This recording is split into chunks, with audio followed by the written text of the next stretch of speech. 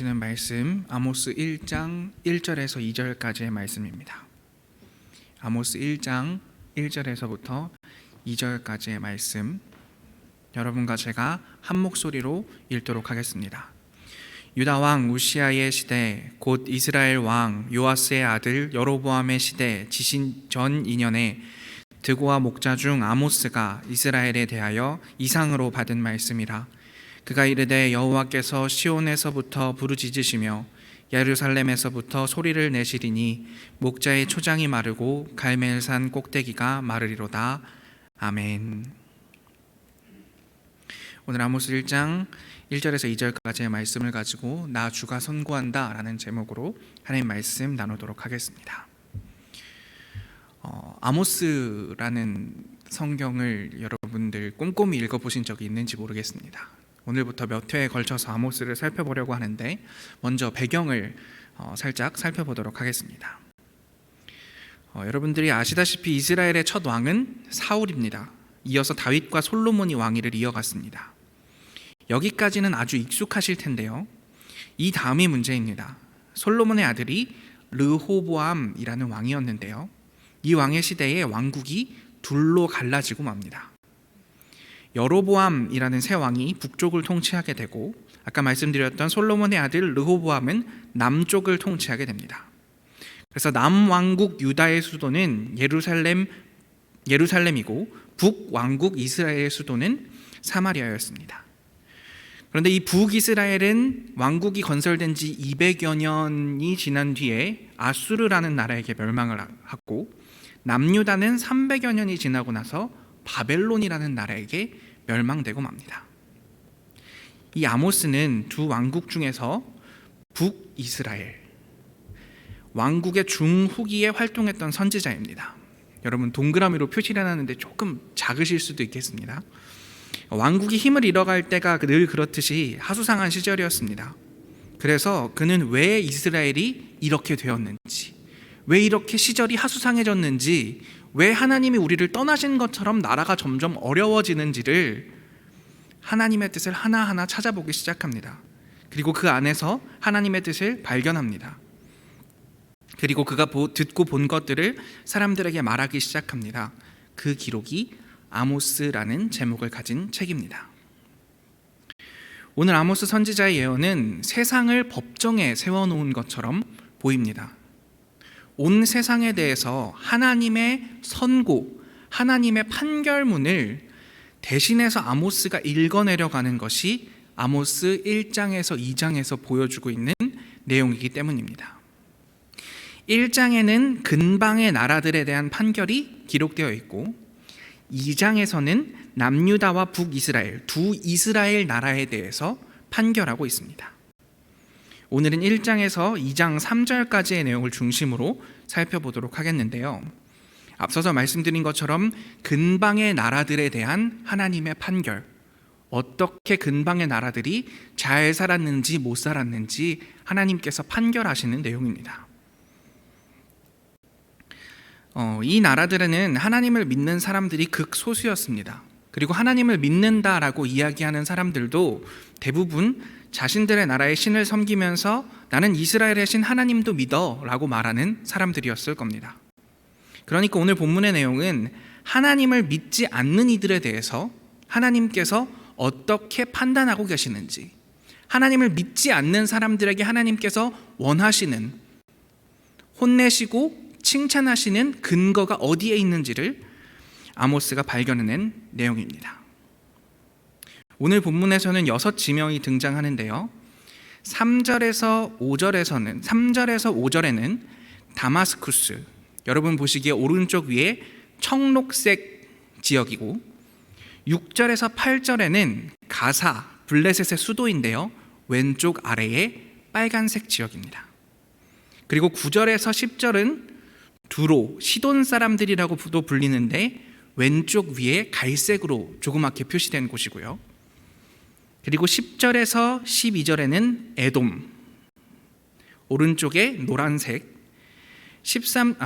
오른쪽에 노란색이 아니라 맨 아래에 있는 노란색이 에돔입니다. 그리고 13절에서 15절에는 암몬, 이스라엘, 북왕국 이스라엘 옆쪽에 주황색에 나와 있는 나라이고요. 2장 1절부터 3절에 모압 오른쪽에 있는 보라색 지역을 이야기하고 있습니다. 그러니까 여러분 그림에서 보시면 아시겠다시피 이스라엘과 유다를 둘러싸고 있는 나라들에 대해서 하나님께서 오늘 판결을 내리고 계시는 것입니다. 그러면 첫 번째 다마스쿠스의 죄로 지적하는 부분을 살펴보겠습니다. 1장 3절 말씀입니다. 제가 받들어 읽겠습니다. 나 주가 선고한다. 다마스쿠스가 지은 서너 가지 죄를 내가 용서하지 않겠다. 그들이 쇠 도리깨로 타작하듯이 길르앗을 타작하였기 때문이다. 아멘. 도리깨는 줄기에 붙어있는 나달을 쳐서 떼어내는 농기구를 말합니다. 추수한 곡식을 때려서 이삭을 떼어내는 것처럼 길르앗이라는 동네의 사람들을 괴롭혔다. 이것이 다마스쿠스가 지은 큰 죄이다 라고 하나님께서 이야기하고 계시는 겁니다. 그러니까 사람을 물건처럼 개인적인 이익을 위해서 농작물처럼 다루었다 라고 하나님께서는 표현하고 계십니다. 다음은 가사와 두로의 죄를 살펴보도록 하겠습니다. 6절과 9절 말씀인데요, 우리가 이번에는 함께 읽어보도록 하겠습니다. 나 주가 선고한다. 가사가 지은 서너 가지 죄를 내가 용서하지 않겠다. 그들이 사로잡은 사람들을 모두 끌어다가 에돔에 넘겨주었기 때문이다. 나 주가 선고한다. 두로가 지은 서너 가지 죄를 내가 용서하지 않겠다. 그들이 형제의 언약을 기억하지 않고 사로잡은 사람들을 모두 끌어다가 에돔에 넘겨주었기 때문이다. 아멘. 이 가사와 두로라는 지역이 잘못한 점에는 공통점이 있습니다. 그것은 마지막 줄에 둘 다 나와 있는 것처럼 사람을 에돔에 넘겨주었다라는 것입니다. 에돔은 노예 시장이 활발한 곳이었습니다. 그러니까 가사와 두로는 주변국의 사람들, 그뿐만이 아니라 자국의 약한 사람들까지 끌어다가 에돔의 노예 시장에 가져다가 팔았습니다. 그리고 앞서 살펴보았던 다마스쿠스가 사람을 농작물 취급한다는 말도 성경학자들은 사람을 추수해서 노예 시장에 판 것으로 유추합니다. 그렇다면 다시 한번 지도를 살펴봅시다. 위쪽에 갈색, 아래쪽에 빨간색, 초록색의 나라에서 사람을 데려다가 맨 아래에 노란색 나라에 판 겁니다. 그러니까 이 지역은 아래쪽, 남쪽, 북쪽 할 것 없이 모든 나라들이 노예를 팔아서 자신의 이득을 채우는 데에 혈안이 되어 있는, 얼마나 광범위하고 당연하게도 이 지역에 인신매매가 이루어져 있는지 알 수 있는 대목인 것입니다. 다음으로는 에돔을 살펴보도록 하겠습니다. 11절 말씀입니다. 제가 읽습니다. 나 주가 선고한다. 에돔이 지은 서너 가지 죄를 내가 용서하지 않겠다. 그들이 칼을 들고서 제 형제를 뒤쫓으며 형제 사이에 적마저 끊고서 늘 화를 내며 끊임없이 분노를 품고 있기 때문이다. 아멘. 에돔은 아주 호전적인 나라였던 모양입니다. 늘 화를 내며 끊임없이 분노를 품고 있었다라는 말은 선전포고도 없이 기습적으로 계속해서 전쟁을 일으켰다라는 뜻입니다. 그런데 앞서 살펴보았듯이 에돔은 노예 시장이 활발한 나라였습니다. 다른 나라들에서 노예 상인들이 오기도 했지만 그들 스스로도 노예를 확보해야지 돈을 벌 수가 있었겠지요. 노예를 확보하기에 가장 좋은 방법은 전쟁 포로를 잡아오는 것이었습니다. 그러니 준비도 하지 못하게 선전포고 없이 갑자기 쳐들어가서 그곳에서 수많은 사람들을 납치해 와서 자신들의 노예 시장에서 파는 것, 항상 화가 나 있고 항상 언제라도 전쟁을 할 수 있을 것처럼 되어 있는 상태, 그것이 에돔의 잘못이다 라고 이야기하고 있는 것입니다. 다음은 암몬과 모압인데요, 상당히 잔인한 내용이 포함되어 있습니다. 여러분 주의하시면 좋겠습니다. 13절과 2장 1절을 제가 읽겠습니다. 나 주가 선고한다. 암몬 자손이 지은 서너 가지 죄를 내가 용서하지 않겠다. 그들이 땅을 넓히려고 길르앗으로 쳐들어가서 아이벤 여인들의 배를 갈랐기 때문이다. 나 주가 선고한다. 모압이 지은 서너 가지 죄를 내가 용서하지 않겠다. 그들이 에돔 왕의 뼈를 불태워서 재로 만들었기 때문이다. 아멘. 암몬과 모압에게 하나님께서는 그들의 전쟁에 대해서 지적하십니다. 13절에서 암몬이 침략한 곳으로 그려지는 길르앗은 제라시라는 도시가 있었던 산악 지역의 이름입니다. 그들은 국경을 넓히기 위해서 주변을 침략해서는 전쟁과 상관이 없는 민간인들을 마구 학살했습니다. 모압도 마찬가지입니다. 에돔과 전쟁을 한 모압은 에돔 왕의 무덤에서 시신을 꺼내서, 무덤을 파서 뼈를 꺼내서 그 뼈를 다시 불태워 버렸습니다. 사람들의 증오를 불러일으키는 일을 행하고 있는 것입니다. 이제까지 이스라엘의 주변국들에 대해서 하나님께서 어떤 생각을 가지고 계신지 살펴보았습니다. 오늘 본문에서 보면 하나님께서는 전쟁이 어떻게 수행되는지, 경제가 어떻게 운용되는지에 관심을 가지고 계십니다. 전쟁으로 죄 없는 이들을 학살하고 사람을 교역용 농작물처럼 여기는 비인간적인 만행을 지적하고 계시는 겁니다. 하나님께서 이런 현실에 얼마나 애끄러하시는지 2절은 우리에게 이렇게 말합니다.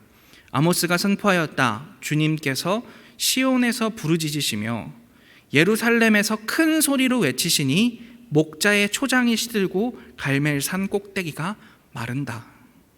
주님께서 부르짖으신다. 주님께서 큰 소리로 외치신다 라고 말합니다.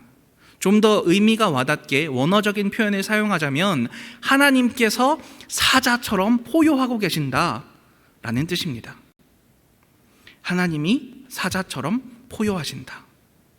우리가 함께 살펴본 1장 3절에서 2장 3절의 판결문은 절제된 아나운서가 읽는, 우리가 21세기의 법정에서 볼 수 있는 주문, 판사는 어떻게 선고한다, 이런 절제된 음성이 아니라 분노를 애써 꾹꾹 눌러 담아가며 읽어내려가는 포효의 판결이다 라고 성경은 이야기하고 있는 것입니다. 오늘의 이야기는 그리스도인이 아닌 이들에게 요구하는 하나님의 원칙에 대한 이야기입니다. 너희가 하나님을 모른다고 해도, 너희가 하나님을 믿지 않는다라고 해도 그렇게 행하는 것은 좀 심한 일이 아니냐? 라고 이야기하고 있습니다. 그래도 양심이 있다면, 인지상정이 있다면 사람을 물건처럼, 농작물처럼 다루지는 말아야지. 승리를 위해서는 어떤 짓도 서슴지 않는 그런 모습으로 살지는 말아야지. 하나님께서는 사자처럼 울부짖고 계시는 겁니다.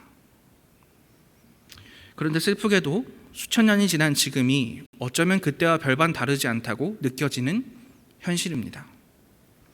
아니, 어쩌면 노예라고 이름 붙이지 않았을 뿐이지 사람을 물건처럼, 농작물처럼 값을 매기는 것이, 등급 나누는 것이 너무나 익숙합니다. 경제 논리 앞에서 사람들은 쫓겨나고 죽습니다. 좀 더 잘 살기 위해 이웃들을, 다른 나라의 사람들을 쥐어짜고 털어내어 소비합니다. 하나님은 오늘 한국의, 일본의, 중국의, 미국의, 유럽의 정세를 보시면서, 경제와 정치와 전쟁의 양상을 보시면서 어떻게 이야기하실까요? 우리는 하나님의 분노를 전달하는 아모스처럼 오늘 금융자본과 시장이라는 이름으로 일어나는 학살과 약탈에 대해 소리 지를 수 있을까요? 소리 지른들 무슨 변화는 있을까요? 소리 지른 대로 살아가기 위해서 우리가 누리고 있는 것들을 포기할 수 있을까요? 우리가 지를 목소리에도 값을 매겨놓은 현실에서는 아무리 애를 쓴들 내 목소리가 닿기나 할까? 내가 말한다고 무엇이 변하기나 할까? 나는 작고 연약한 존재인데 라는 생각이 들기 마련입니다. 그런데 오늘 본문 1장 1절에서 이상한 용기를 하나 발견합니다. 우리가 함께 읽어보도록 하겠습니다. 드고아의 목자 아모스가 전한 말이다. 그가 이스라엘에 일어난 일의 계시를 볼 무렵에 유다의 왕은 우시아이고 이스라엘의 왕은 요아스의 아들 여로보암이었다. 그가 계시를 본 것은 지진이 일어나기 2년 전이다. 여러분, 여기에 보시면 아모스 선지자를 소개하면서 예언서가 시작되고 있습니다. 그런데 이게 되게 이상한 소개입니다. 왜 이상한지 여러분들 잘 모르시겠죠? 다른 선지서의 시작과 비교해 보겠습니다. 학개 1장 1절은 이렇게 시작합니다. 다리우스 왕 2년 6째 달 그 달 초하루에 학개 예언자가 주님의 말씀을 받아서 스알디엘의 아들 스룹바벨 유다 총독과 여호사닥의 아들 여호수아 대제사장에게 전하였다. 학개를 소개하고 있는데요, 이 학개 선지자는 어떤 사람이냐면 스알디엘의 아들 스룹바벨 유다 총독에게 자신의 예언을 전달할 수 있는 사람이었고, 대제사장인 여호수아에게 자신의 예언을 전달할 수 있는, 그러니까 이 학개 1장 1절에서 소개하는 것은 학개는 궁중에 소속된 국가 소속의 성직자다라는 것을 말해주고 있는 것이 학개서의 시작입니다. 스가랴서는 어떤지 살펴보겠습니다. 다리우스 왕 2년 8째 달에 주님께서 이또의 손자이며 베레기야의 아들인 스가랴 예언자에게 말씀하셨다. 스가랴에게는 그의 집안을 밝히고 있습니다. 이또의 손자이며 베레기야의 아들이다. 이 사람은 이런 가문 집안의 예언자인 스가랴라는 사람이 한 예언이다 라고 이야기합니다. 예언의 신빙성을 주장하기 위해서 예언서의 시작은 보통 예언자의 가문을 밝히거나 예언자의 배경에 대해서 이야기합니다. 학개는 궁중 선지자였고 스가랴는 그의 집안을 소개하고 있는 겁니다. 그런데 아모스에는 그런 말이 등장하지 않습니다. 아모스는 오직 드고아라는 지역에서 양을 치던 목자 아모스라고만 소개하고 있습니다. 이게 아모스의 배경 설명의 전부입니다. 아모스의 외침은 왕이나 고위 성직자들에게 바로 닿을 수 있는 이야기도 아니었습니다. 그냥 한 명의 목자가 자신이 발견한 하나님의 뜻을 목청껏 외치는 겁니다. 그렇다면 여러분 생각해 보십시오. 과연 드고아라는 지역의 목자 한 사람이 하나님의 뜻을 길길이 선포하며 날뛴다고 한들 그것이 세계 정세에 미칠 수 있는 영향이 얼마나 될까요? 이 목자가 암몬에 대해서 심판을 선포한다고 한들 암몬의 왕이 그것을 두려워할까요? 에돔 너 잘못했어, 노예시장 닫아야 돼 라고 이야기한들 에돔의 노예시장이 꿈쩍이나 하겠습니까? 하나님이 포효하신다고 하고 사람들 앞에서 외쳤으니 아마 아모스도 핏대를 세워가며 고래고래 소리를 질렀을 겁니다. 하지만 그의 목소리가 이스라엘 주변의 나라들의 악행에 어떠한 영향도 줄 수 없는 것처럼 보이는 것이 현실입니다. 그럼에도 불구하고 아모스는 하나님의 분노를 알게 된 이상 그냥 있을 수가 없었습니다. 오늘 우리는 아모스가 외치는 하나님의 음성을 들으면서 오늘 아무렇지 않게 일어나는 학살과 약탈에 대해서 이야기합니다. 오늘 여기 몇 명 되지 않는 이 사람들이 아름다운 교회에 모여서 하는 이야기가 세계에 미칠 수 있는 영향은 얼마나 될까요?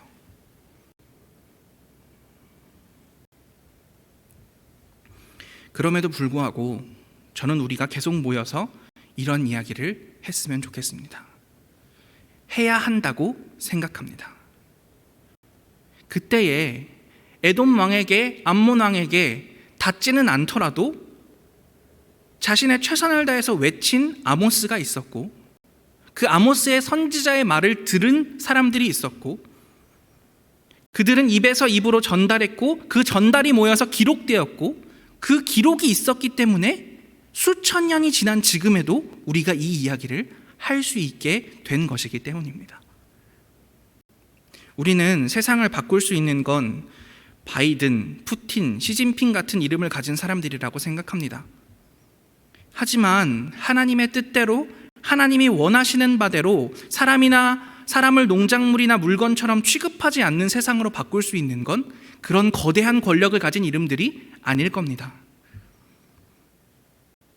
하나님의 뜻대로 세상을 바꾸는 사람들은 드고아의 목자들이나 아름다운 교회에 앉아있는 평범한 집사, 권사, 장로, 청년, 아이일 것입니다. 하나님의 뜻을 알고자 노력하고 그 하나님의 분노를 그저 삭히는 것이 아니라 그것이 마치 나의 분노인 것처럼 세상이 굴러가는 것에 대한 하나님의 분노가 마치 나의 분노인 것처럼 느끼고 그것을 계속해서 이야기하고 바꾸자라고 나의 삶을 수정하고 우리의 삶을 수정하기 위해서 매번 노력하는 사람들, 그 사람들이 있을 때에 거대한 권력자들도 바꿀 수 없는 하나님의 나라를 이루어갈 수 있는 길이 그곳에 있는 것이 아닐까요? 그런 사람들이 모여 있을 때에 그곳에서부터 하나님의 나라는 시작될 것이고 그 모임 위로 하나님의 나라가 올 것이라고 믿습니다. 제가 참 좋아하는 말씀이 있습니다. 갈라디아서 6장 9절 말씀입니다. 우리 함께 읽어보도록 하겠습니다.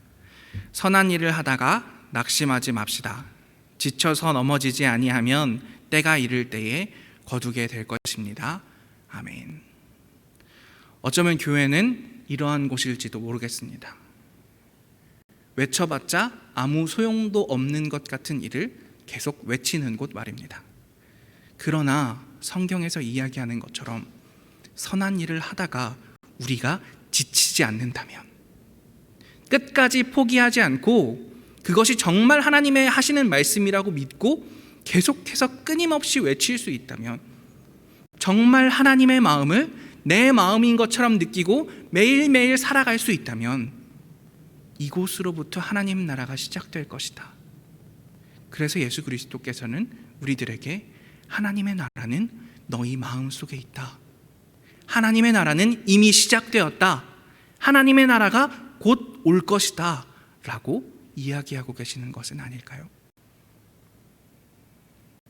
드고아라는 어디 붙어 있는지도 모르는 시골 마을의 한 목자에게서 시작된 이 하나님의 심판의 말씀이 오늘 우리에게 닿았던 것처럼 오늘 이곳에서 시작되는 우리의 하나님의 마음을 알아가고자 하는 이 탐구와 역사가 곧 이루어질 하나님의 나라를 매일매일 조금씩 앞당기게 될 줄로 믿습니다. 그러니 우리 하나님의 마음을, 하나님의 말씀을 매일매일 살피며 살아갈 수 있었으면 좋겠습니다. 그러기 위해서 수요일, 주일에 모여서 함께 예배드리고 말씀 읽을 수 있었으면 좋겠습니다. 그렇게 살아갈 때에 하나님의 나라 올 줄을 믿고 살아가시는 여러분 되시기를 간절히 기도하겠습니다. 함께 기도하겠습니다. 하나님, 말할 힘도 권력도, 듣게 할 힘도 권력도 없었던 드고아의 목자 아모스가 이스라엘 주변의 그 강력한 나라들의 잘못된 점을 하나님의 마음으로 외쳤던 것처럼 오늘 우리도 이 세상에 벌어지고 있는 일들 가운데서 하나님의 마음을 발견하게 되어지기를 원합니다. 그리고 그것을 드고아의 목자 아모스가 외쳤던 것처럼 우리의 삶에서도 외치게 되어지기를 원합니다. 그때에 하나님께서 움직이시고 하나님께서 역사하시고 하나님 나라가 올 것임을 믿기 때문입니다. 우리의 이 다짐 가운데 성령님 역사하여 주십시오. 성령님 함께하여 주십시오. 예수 그리스도의 보혈의 능력을 우리에게 부어주십시오. 그리하여서 우리의 삶이 하나님 나라의 시작점이 되어지고 하나님 나라의 완성점이 되어지는 귀하고 놀라운 역사가 우리 아름다운 교회 성도들 통하여 있을 수 있도록 인도하여 주십시오. 모든 말씀 예수님 이름으로 기도합니다. 아멘.